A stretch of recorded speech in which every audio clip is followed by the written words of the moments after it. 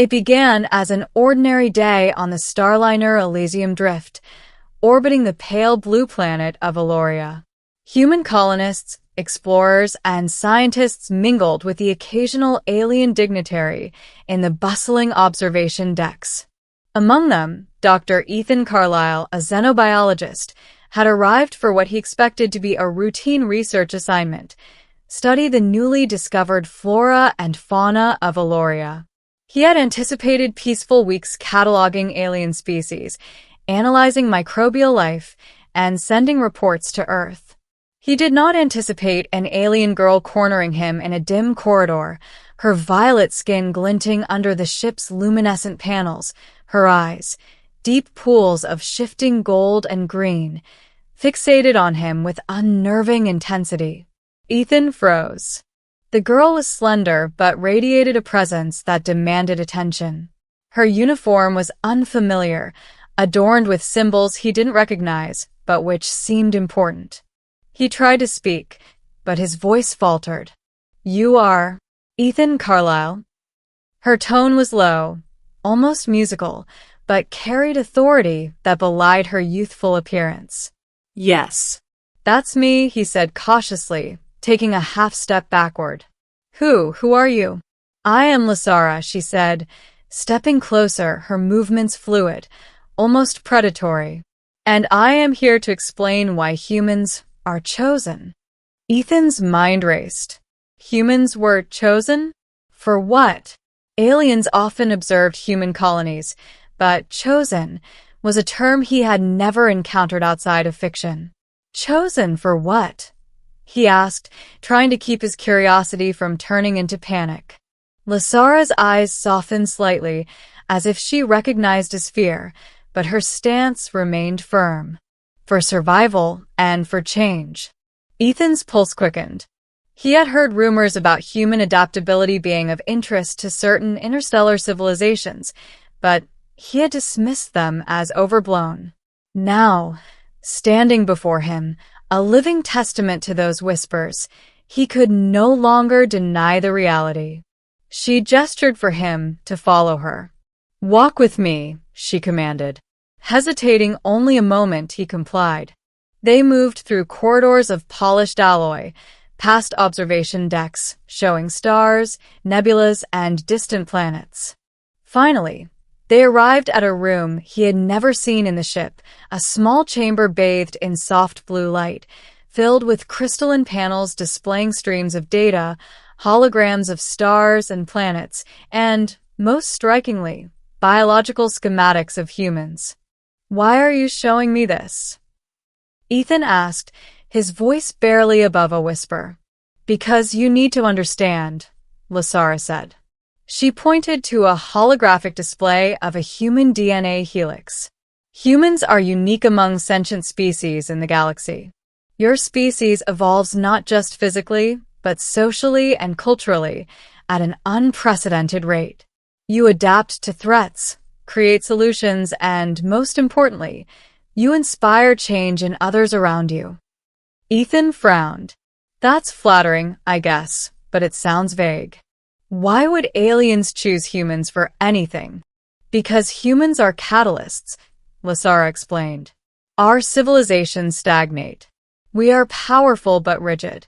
We create empires, technologies, and structures that last centuries. But without humans, these systems decay into inertia. You force progress. You make us confront what we avoid. You challenge what we believe is fixed. That is why humans are chosen."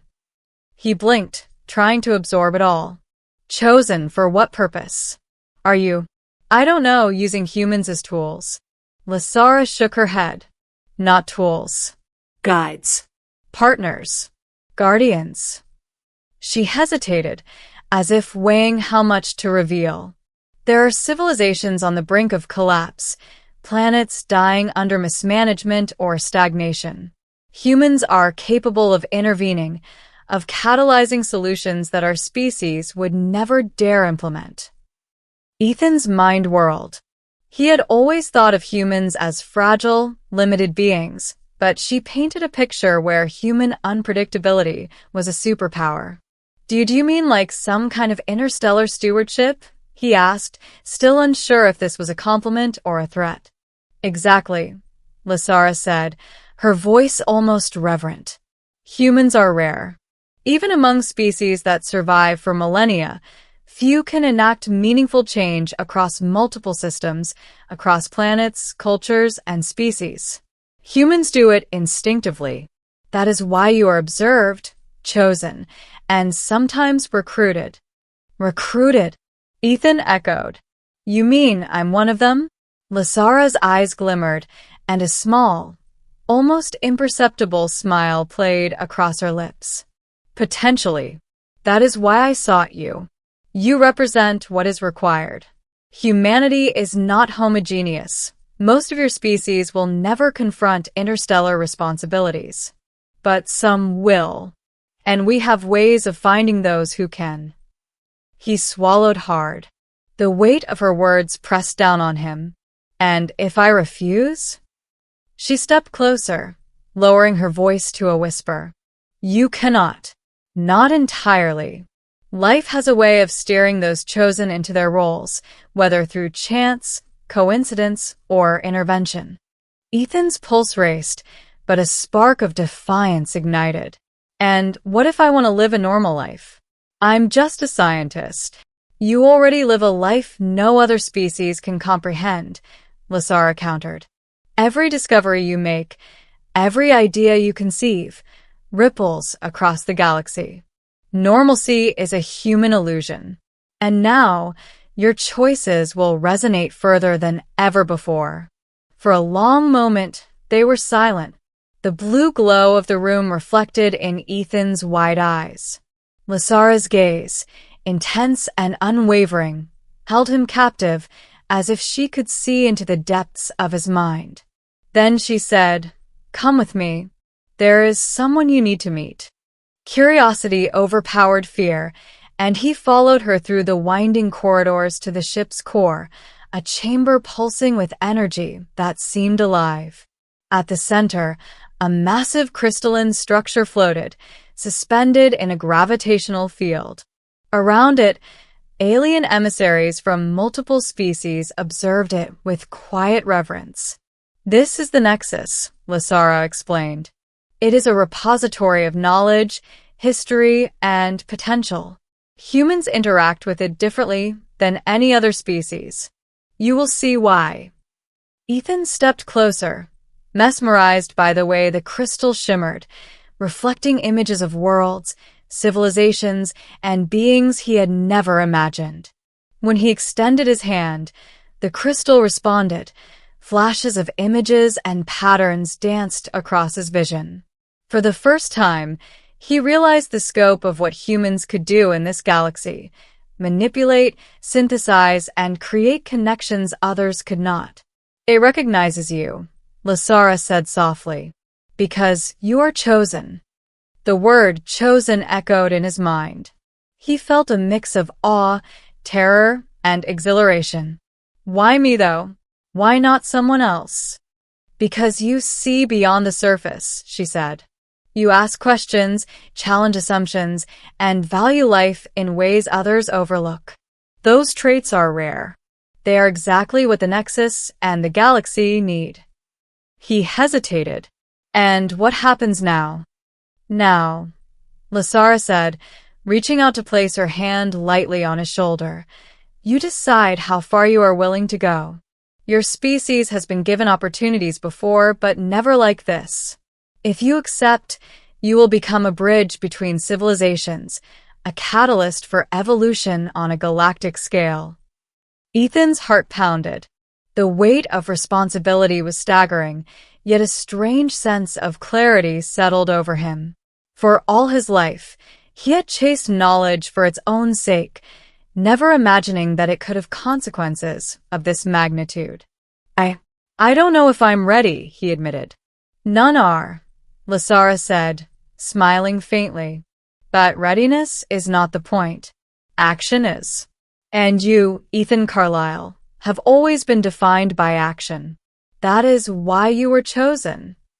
Her words resonated with him, and he understood something vital. This was not a choice in the traditional sense. It was a calling, a responsibility intertwined with his very nature as a human, curious, adaptive, and unyielding.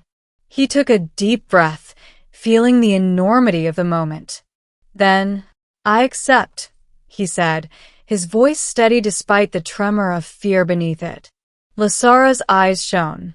"Good. Then let the galaxy witness what humanity can achieve." From that moment, Ethan's life transformed. He traveled with Lasara and her people, interfacing with civilizations on the brink, guiding species toward survival, and igniting progress where stagnation threatened extinction. Every step he took reinforced what she had told him. Humans were chosen not because they were perfect, but because they were capable of extraordinary impact. Years passed, yet Ethan never forgot the corridor where an alien girl cornered him and explained why humans were chosen. That moment, and her words, had altered the trajectory of his life, and perhaps the fate of countless worlds. In the end, he realized that being chosen was not a gift. It was a responsibility, one that humans, with all their flaws and potential, were uniquely equipped to bear. And in the company of Lasara and the Nexus, he embraced that destiny, knowing that the galaxy would never be the same again. Ethan stood on the observation deck of the Elysium Drift, the stars of Eloria glittering below like scattered diamonds. Lasara appeared beside him, her presence calm yet commanding. "You understand now," she said softly, "why humans are chosen. It is not power, nor strength, nor conquest. It is the ability to act when others cannot, to adapt when others fail, and to inspire when hope is fading." Ethan looked out at the galaxy sprawling endlessly before him. He felt the weight of responsibility pressing on his shoulders, but also a surge of clarity he had never known. I think I understand. Humans were not perfect, but we're capable of change. And maybe that's enough."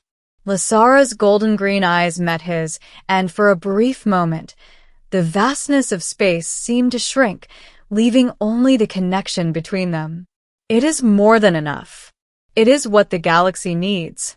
And now it is your turn to act." Ethan straightened, a newfound determination anchoring him. "Then I accept it. I will do what humans do best: adapt, learn, and make a difference." Lasara smiled faintly, a rare warmth crossing her alien features. "Then let the galaxy watch. Let them see what one human, guided by purpose, can achieve." As the Starliner drifted into the vastness of space, Ethan knew that nothing would ever be ordinary again. He had been chosen, not for glory, not for reward, but for a responsibility greater than any individual could carry alone. And with that realization, he stepped forward, ready to face the challenges ahead, knowing that humans, messy, unpredictable, resilient humans, were a force the universe could not ignore. The galaxy had called, and he would answer.